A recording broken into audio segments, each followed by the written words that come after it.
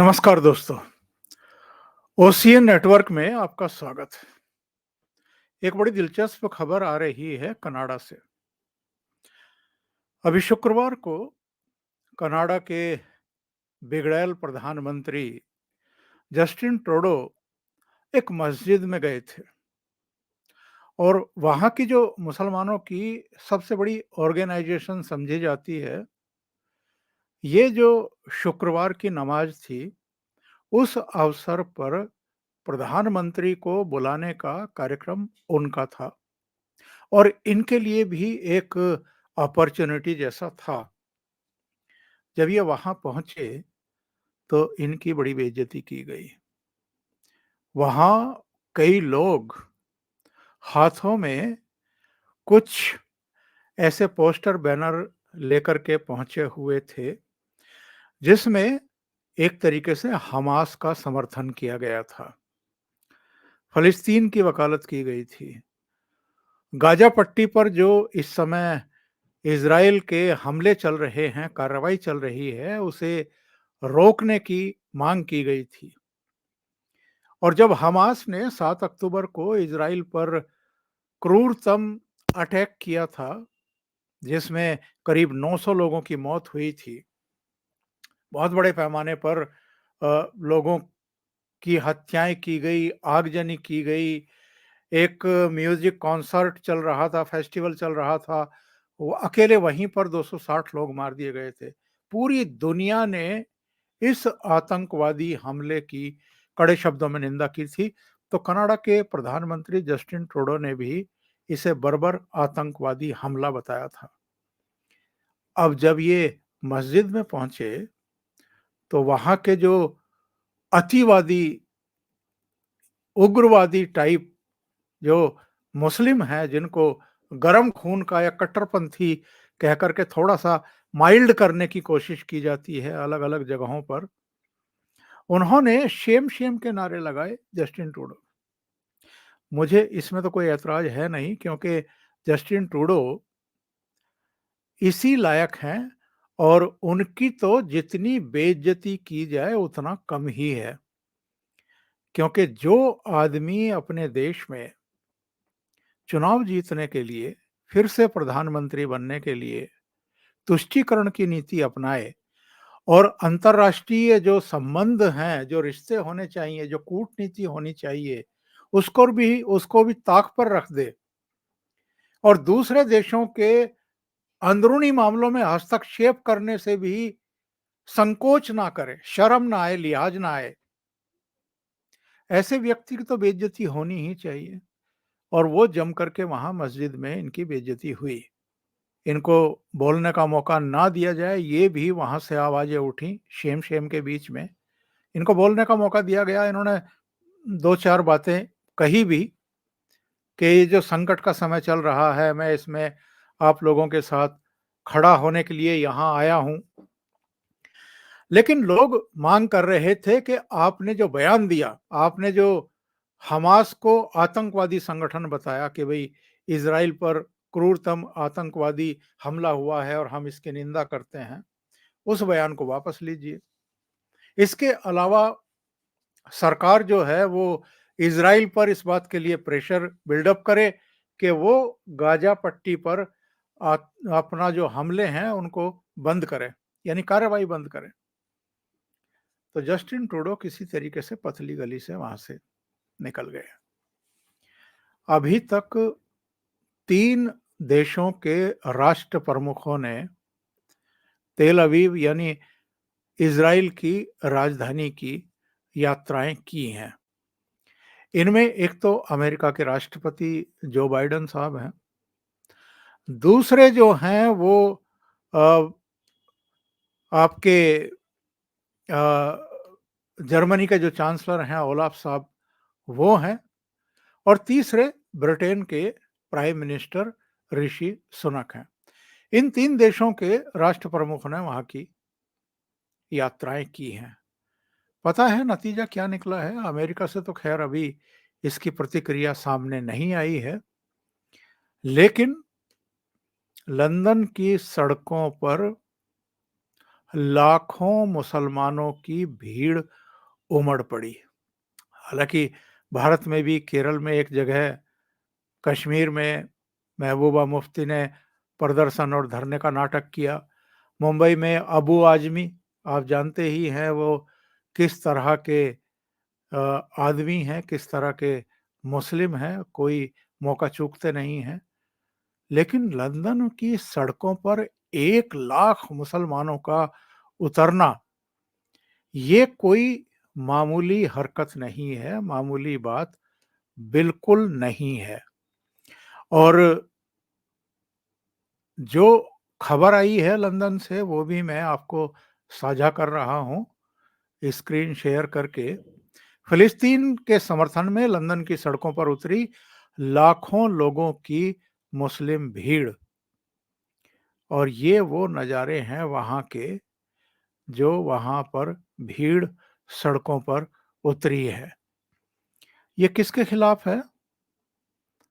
ये इजराइल के खिलाफ है, फिलिस्तीन के समर्थन में है, या British prime minister Rishi Sunak के विरोध में है, जो तेल अवीव की यात्रा करके आए हैं और इजराइल के साथ उन्होंने एक तरीके से साथ खड़े होने का ऐलान किया है। ये जरा सोचने समझने वाली बात है। तो दो घटनाएं मैंने आपको बताई, एक लंदन की सड़कों पर 1 लाख मुसलमानों का फिलिस्तीन के समर्थन में, हमास के समर्थन में और इजराइल के विरोध में उतरना। दूसरी घटना कनाडा की है। एक ऋषि सुनक के खिलाफ, ब्रिटिश प्राइम मिनिस्टर के खिलाफ, और दूसरी कनाडा के प्राइम मिनिस्टर के खिलाफ, जो वहां पर धरने प्रदर्शन हुए हैं, जो शेम शेम के नारे लगे हैं। वहां की ये आप देख सकते हैं, जब ये कनाडा के प्राइम मिनिस्टर एक मस्जिद में गए तो वहां पर किस तरीके से इनके खिलाफ नारेबाजी हो रही थी, और एक महिला तो प्ले कार्ड लेकर के बड़ा सा वहां पर खड़ी हुई थी। एक और घटना हुई है।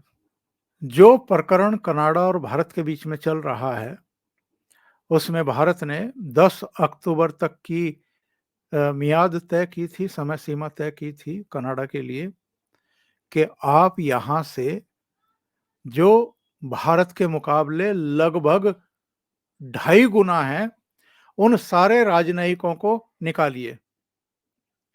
इससे पहले भी भारत कनाडा के प्राइम मिनिस्टर को उनकी जगह दिखा चुका है। दो बातें हुई थी। जब ये 18 जून को हरदीप सिंह निज्जर की हत्या हुई, इसके 3 महीने बाद G20 सम्मेलन में भाग लेने लेने लेकर के वापस ओटावा लौटने के बाद कनाडा के प्रधानमंत्री ने जिस तरीके से संसद में खड़े होकर के निज्जर की हत्या में भारतीय एजेंटों की भूमिका का आरोप लगाया और भारत के एक राजनयिक को अपने देश से निष्कासित करने का दुस्साहस किया, उसके बाद से भारत ने उनको उनकी जगह दिखाने का फैसला कर लिया था।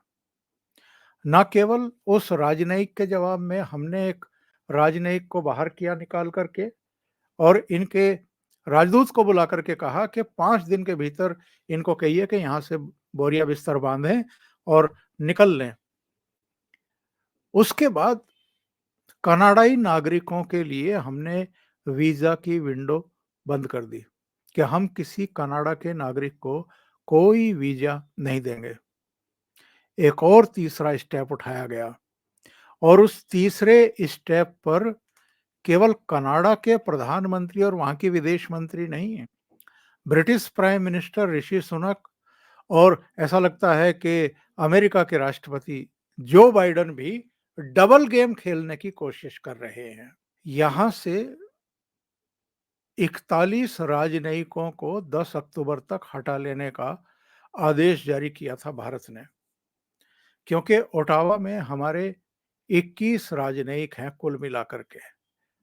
तो जो वियना कन्वेंशन की ये लोग बात कर रहे हैं, अमेरिका, ब्रिटेन, कनाडा, के जी जो अंतर्राष्ट्रीय संधि है भारत उसका उल्लंघन कर रहा है, तो भारत ने बहुत सही शब्दों में कनाडा को भी पढ़ा दिया है, बता दिया है, पाठ पढ़ा दिया है और ब्रिटेन और अमेरिका को भी बता दिया है कि जो वियना कन्वेंशन की जो संधि की धारा है 11.1, जरा उसको चश्मा लगा करके ध्यान से पढ़िए। अगर दो देशों के बीच में राजनयिकों की संख्या को लेकर के कोई समझौता नहीं है और किसी देश में किसी दूसरे देश के कुछ ज्यादा ही राजनयिक हैं, तो वो देश उसको कह सकता है कि आप यहाँ से ये जो हमसे 2.5 गुना ज्यादा राजनयिक आपने रखे हुए हैं, इनको हटाइए। वही भारत ने किया है और ये क्यों किया है, ये कनाडा भी जानता है, ये ब्रिटेन भी जानता है, अमेरिका भी जानता है और सारे पश्चिमी देश भी बहुत अच्छे तरीके से जान चुके हैं। निज्जर की हत्या का जिस तरीके से आरोप लगाने की हिमाकत की है कनाडा के प्राइम मिनिस्टर ने, अब उनकी समझ में आ रहा होगा कि उन्होंने कितनी बड़ी गलती कर दी है भारत को छेड़ करके। और भारत का जो कड़ा रुख है वो केवल कनाडा के लिए नहीं है, बल्कि सारे पश्चिमी देशों के लिए है। और ये इसलिए है क्योंकि कनाडा अकेला देश नहीं है जो खालिस्तानियों को, भारत विरोधियों को प्रश्रय दे रहा है, संरक्षण दे रहा है, खुलकर खेलने की इजाजत दे रहा है। इसमें यूके भी है, इसमें यूएसए भी है। ऑस्ट्रेलिया ने इधर थोड़ा सा सख्ती की है। British prime minister Rishi Sunak ने भी हाल में भारत की बहुत सख्त नाराजगी के बाद थोड़ा सा कड़ाई दिखाई है। लेकिन अभी भी अमेरिका और कनाडा ये दोनों चालाकियां दिखाने की कोशिश कर रहे हैं। पर जो मैंने कहा है कि ये जो इस समय ब्रिटेन और अमेरिका दोनों साथ दिखाई दे रहे हैं कनाडा के और भारत को प्रेशराइज करने की कोशिश कर रहे हैं कि भारत जो है वो निज्जर की हत्या के मामले में जांच में सहयोग करे कनाडा की। ऐसा लगता है कि अभी इस मामले को लेकर के ये लोग राजनीति और कूटनीति को थोड़ा सा गरमाने की चेष्टा में हैं। पर भारत इस समय ये बदला हुआ भारत है और ये कई बार भारत बता चुका है पश्चिम को। एस जयशंकर साहब के जो अमेरिका के दौरे थे या यूरोप के दौरे थे और वहां पर जो इनसे प्रश्न करवाए गए उन देशों के राजनयिकों के द्वारा या विदेश मंत्रालय के द्वारा, उस समय एस जयशंकर ने बहुत क्लियरली ये साफ कर दिया था कि अगर यूरोप के मसले हैं तो वो पूरे देश के मसले नहीं, पूरी दुनिया के मसले नहीं हैं। जिस तरीके से यूरोप दुनिया के मसलों को अपना मसला नहीं मानता है, इसीलिए अब दुनिया भी यूरोप के मसलों की चिंता नहीं करेगी। और अमेरिका में खड़े होकर के भी उन्होंने कह दिया था कि अमेरिका हो या पश्चिमी देश हो, वे कौन हैं, ये अब भारत ने सोचना बंद कर दिया है। भारत क्या है, ये अगर जल्दी से जल्दी समझ जाएं पश्चिम के देश अमेरिका समेत, तो ज्यादा बेहतर है। और यही जो रुख है भारत का इस समय, जो बदला हुआ रुख है, एक्चुअल में ये लोग बचा नहीं पा रहे हैं। लेकिन भारत ने एक तरीके से ये जो पूरा प्रकरण हुआ है, निज्जर वाला प्रकरण, इसके बाद से जिस तरीके से कनाडा के प्रधानमंत्री की बाह मरोड़ करके उनको एक मुक्का दिया है जोर का, उसके बाद से समझ में आ जाना चाहिए कि भारत अब किसी की बदतमीजी बर्दाश्त करने को तैयार नहीं है। और ये तो आप जानते ही हैं कि चाहे निज्जर निपटे हों, उसके बाद सुक्खा निपटा हो, उसके बाद एक और, उससे पहले एक और कनाडा में ही मारा गया है, यानी 3 तो अब तक कनाडा में निपट चुके हैं। पाकिस्तान में पंजवड़ से लेकर के और जो पठानकोट एयरबेस पर अटैक का आरोपी था वो मारा गया और अभी दाऊद मलिक मारा गया। तो 3 वहां भी निपट चुके हैं हाल में और ब्रिटेन में भी खांडा मारा गया था। ऐसे कई आतंकवादी एक के बाद एक अलग-अलग देशों में निपट रहे हैं, निपटवाए जा रहे हैं और बहुत सारे लोगों का कहना है रॉ का हाथ है, बहुत सारे लोगों का कहना है कि कोई ऐसी ताकतें हैं जो अलग-अलग देशों में भारत के दुश्मनों को निपटा रही है। अब ये कौन ताकत है, ये अगर पश्चिमी देश समझने को तैयार नहीं है, तो फिर भगवान ही उनकी भली करेगा। अभी के लिए इतना ही। बहुत-बहुत धन्यवाद। अगर आपको ये चैनल और इसके कंटेंट पसंद आ रहे हैं, तो लाइक करें, कमेंट करें, वीडियो को शेयर भी करें। अभी तक अगर आपने ये चैनल सब्सक्राइब नहीं किया है, तो सब्सक्राइब कर लीजिए और साथ में लगे बेल आइकॉन को दबाना ना भूलें, ताकि आगे आने वाले वीडियो और उनके नोटिफिकेशन आप तक पहुंचते रहें। बहुत-बहुत धन्यवाद। नमस्कार।